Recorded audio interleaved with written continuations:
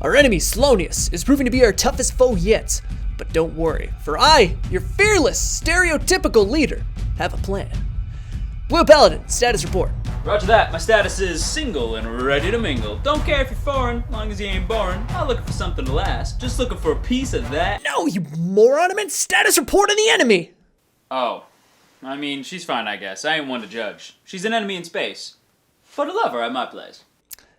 Never mind then. Green Paladin, give me a rundown of the enemy armor. Molecular density of the outer shell is astronomical, withstanding atmospheric pressures 100 times greater than Earth, as well as thermal temperature hotter than 3 times 10 to the 999. English, please. Her armor is very strong. Great. Red Paladin, do you think you can weaken her defenses by slashing her a bit? Don't tell me how to fight. I fight my own way, the rebel way. Okay. Yellow Paladin, can you provide support for Red Paladin? Yellow Paladin? Hello? Yellow Paladin, do you read me?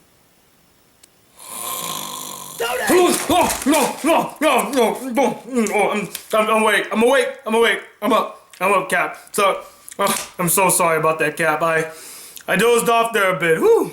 Anyway, so, battle's over, right? We can finally go home and eat now, because I ain't gonna lie to you guys. I am so hungry I can eat a whale right about now. Sounds like a plan, just as long as I can cook it my way. Ooh, I could go for some sustenance of the spicy variety. The only kind of spice I want is a hot mamacita. Yow! How are we even a functional team? What?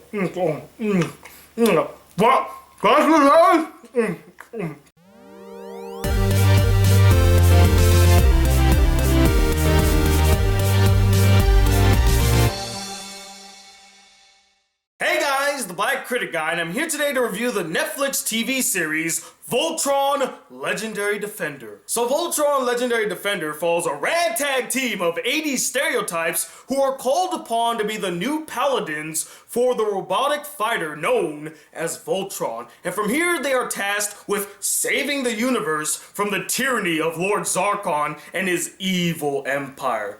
Pretty straightforward. Now recently I've been in a bit of a Netflixy mood, to say the least. So I asked you guys on my Facebook and Twitter to recommend me some awesome Netflix shows that I can watch and later review for you guys. And the one show that popped up the most on both Facebook and Twitter was Voltron Legendary Defender. And I won't lie, when I first saw like the pictures promoting the show, I said to myself, that looks like it could be some fun, but it's not really for me. If I find any time, maybe I'll give it a watch, but a lot of you seem to really like it and want me to check it out, so I decided to go check it out. And before even going into the show, I discovered that some of the people working on Voltron actually worked on Avatar: The Last Airbender and Avatar: The Legend of Korra, and the same studio that animated both of those series, Studio Mir, was doing the animation for Voltron. So I'm not gonna lie, that got me pretty excited and looking forward to seeing the series. I was hoping, at the very least, that it could actually carry on the spirit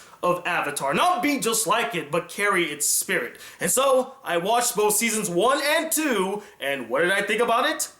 Well, let's get into the review, shall we? To cut to the chase, Voltron Legendary Defender is a Saturday morning cartoon done right, carrying all of the hallmarks found in a show just like this. You got some decent animation from Studio Mir with solid character designs and colorful backgrounds, and the show does utilize the anime-inspired look and feel just like Avatar, so that's a bonus. There's a lot of flashy, fun, and creative action scenes that were actually quite enticing. I personally enjoyed all of the space battles, they were my favorite. It also has a very simple yet compelling hero story filled with conflict, intrigue, and excitement. And there were a lot of twists and turns in the story that I actually didn't see coming and that I thoroughly enjoyed. And I also liked the whole journey aspect to the story and the many planets that they visited and saved from the Golra Empire. And each of these planets had their own charm and personality to them. There's a lot of kiddie humor in the show, which honestly shouldn't come as a surprise as this is a show that's made for kids. I mean, like I said, it's a Saturday morning cartoon. But the humor is benign and funny enough to make you laugh. But if I'm to be honest, a lot of them fall flat on their faces. And the characters, cliche archetypes they may be, were still interesting, well developed, and very likable. The 5 paladins that operate Voltron each have their own distinct personality, although they are very played out and cliche, but we'll get to that later. All but one of them got some solid development, exploring their backstories and motivations, and in the process we see them grow as individuals throughout the show. Pidge, Keith, and Shiro being the strongest of the 5.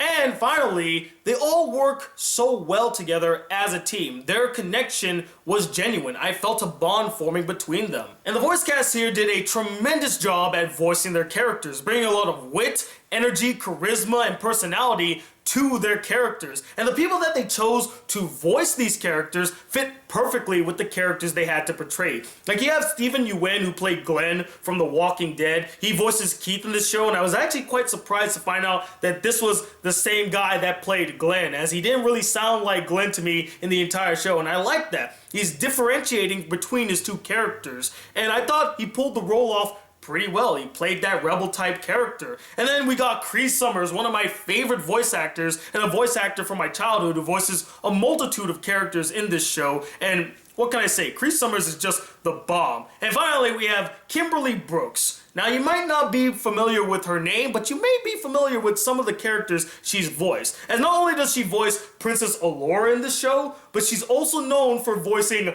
Buena Girl from Mucha Lucha. Remember Mucha Lucha, guys? The show about the kids that attend a luchador school? When I found out that she was the voice of Buena Girl, mine was freaking blown. But when I started listening closely to her voice as Princess Allura, I'm like, no, I hear it now. I definitely can hear Buena Girl coming out of her mouth. And the final praise I'll give Voltron Legendary Defender, and fittingly so, is that the last episodes of each season were without question the best episodes. I mean, they were thrilling, had the best animation, had some of the coolest action in the entire series, had some great, fantastic character moments. It was just a near perfect package, and they sure know how to entice you to come back for the next season with those little stings at the end of each of the last episodes. I mean, they made me want to come back immediately. When season 2 ended with that little cliffhanger, I'm like, oh my god, season 3 cannot get here sooner! Well played, Voltron staff. You really got me excited to see the next season. But unfortunately, now comes the time where I must address some of the issues that I found with Voltron Legendary Defender. And some of them I did hint to earlier, so I'm just going to reiterate them in more detail. The first one deals with the animation. Now, the animation isn't god-awful, mind you. I thought it was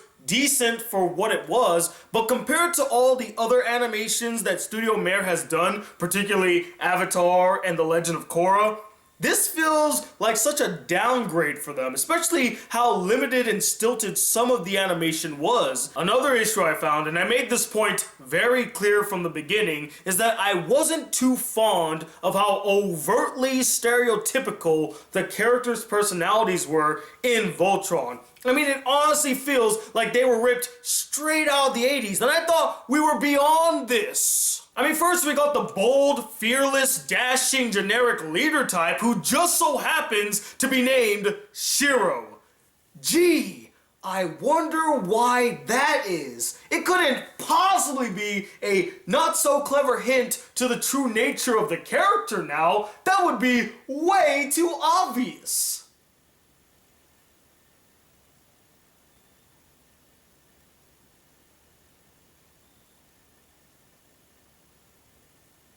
Next, there's the rebel type who's always stern, serious, and makes a face like he's angry all the time. In fact, funny enough, he reminds me a lot of Zuko. I mean, the angry disposition, the fiery personality, the fact that they both wear red, and both of them have missing mothers. I mean, Keith is basically Space Zuko. Then we got the geeky, tech-savvy member of the team who's always enamored by new technology, just can't get enough of it, and completely jizzes on themselves whenever they see new technology, like, oh, what's this? How does this work? That type of character. Then there's the Sokka of the group, the comic relief character who constantly makes quips in every situation and flirts with every girl in sight, especially the princess. Oh, and by the way, there's a princess in the show.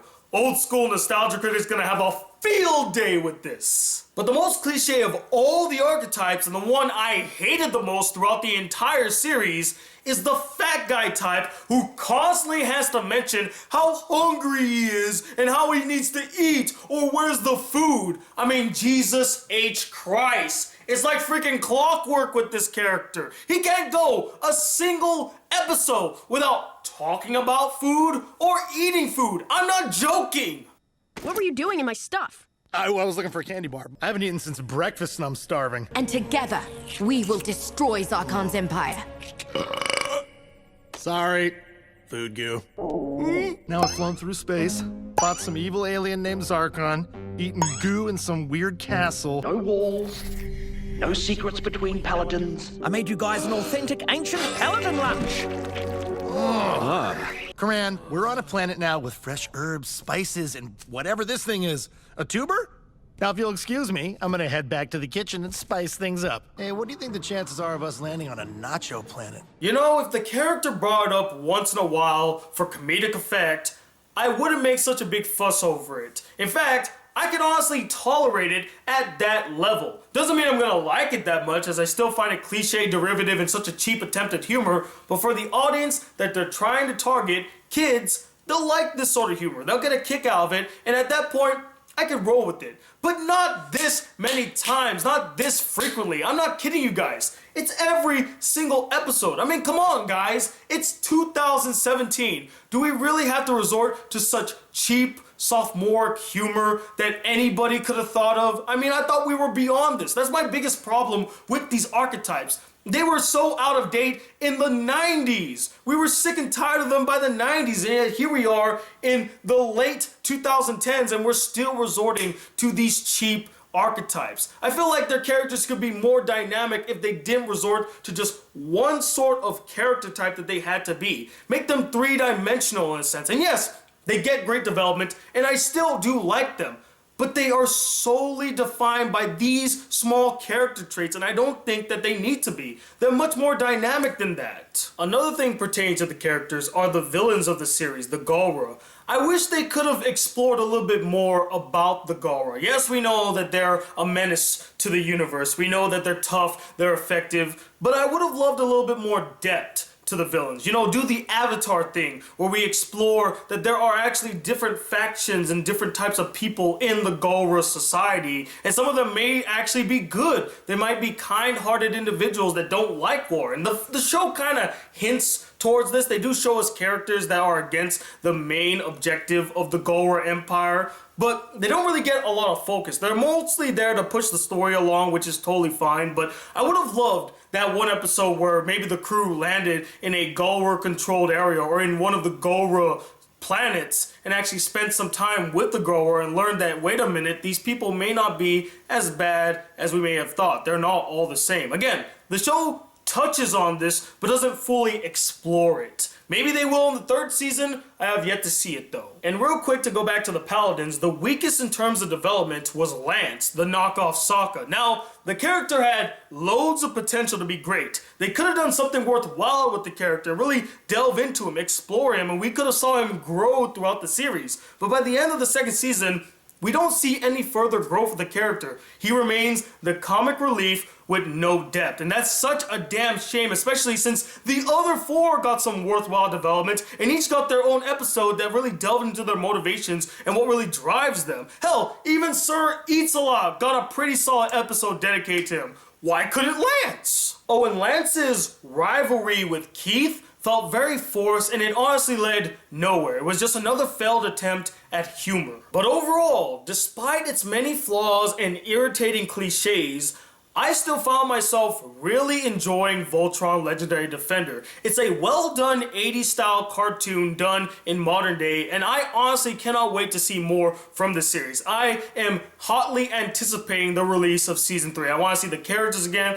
I want to see how the story is going to unfold. I want to see some more awesome Voltron action, and I really think that it is a series worth watching. But as always, guys, I'm not the end-all be-all opinion when it comes to Voltron Legendary Defender. I would absolutely love to know what you guys thought about the series as well. Did you absolutely adore it? Is it your favorite animated Netflix series of all time? Was it faithful to the original Voltron? Or did you find it really boring, dull, totally not faithful to the original, and you just couldn't get into it? Let me know, what is your favorite animated Netflix series? Comment below, let me know, and do recommend me some awesome Netflix shows. I definitely want to watch more Netflix shows and review them for you guys. I mean, I have Netflix, I might as well use it, right? So be sure to comment below some awesome Netflix shows, and I might just get to them and review them for you guys. And I also want to take this time to personally thank my special guests, Macklenot, BrynsFandoms, Briggs from All Day Anime, and of course, JoJo, he who talks too much, for being a part of my epic intro. I mean,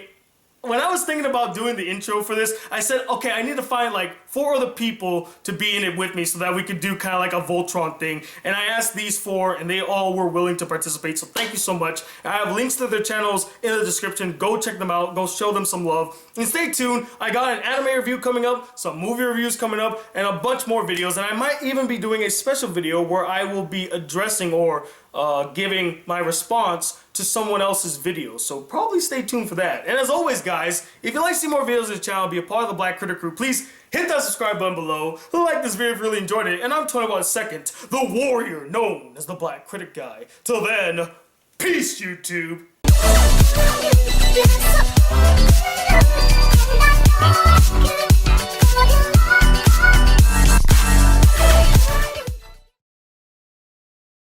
Jesus Christ. Tony, my God.